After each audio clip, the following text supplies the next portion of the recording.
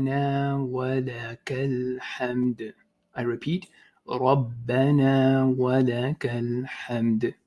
Okay, so this is something that we say once we have risen from the bowing position, right? So you're bowing, then you rise up, you say Sami Allahu liman hamida, and as you are pausing and in your stance, you say Rabbana wa lakal hamd.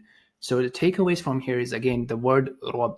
Okay, so we saw this earlier in Subhana Rabbi al-Azim. We saw this in Subhana Rabbi al-A'la. So the word Rabb, we said, is one of the names of Allah subhanahu wa ta'ala, and it has the meanings of that He is the creator, He is the owner, He has complete governance and control over our affairs, He sustains us, takes something from stages to stages, and so on and so forth. Now here, before what we were saying, it was Rabbi, my Rabb. Here we are saying it Rabbana, our Rabb. So it's more of a congregational thing. Remind that, look, Allah is the Rabb of not just me, but everything else as well, everything that exists. He's the Rabb of everything and everyone. Okay? And so this is, here is Rabbana. Before it was Rabbi, so our Rabb.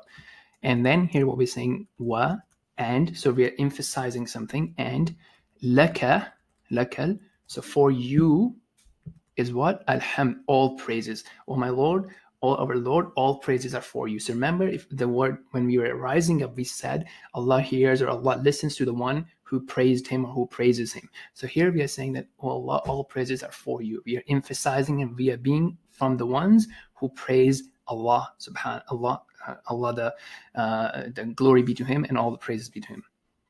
Now here, again, remembrance of importance of praise. Praising Allah, as we talked about in the last episode, helps us to have more conviction, more love of Allah.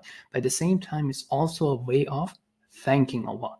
And one of the promises that Allah has is that the more we thank Allah, the more we will get. Allah promises in Quran, لَإِن شَكَرْتُمْ لَأَزِيدَنَّكُمْ.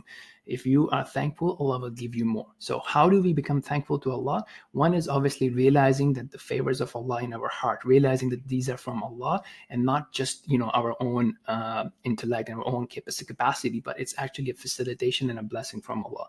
And the second thing is to praise by our tongue, right? Like how we are doing here. And the third thing is to use what Allah has given us in ways that are pleasing to Allah and not to use it in ways that are displeasing to Allah. So now let's take a quick look at the transliteration here. So we have Rab, I have it capital again for heaviness.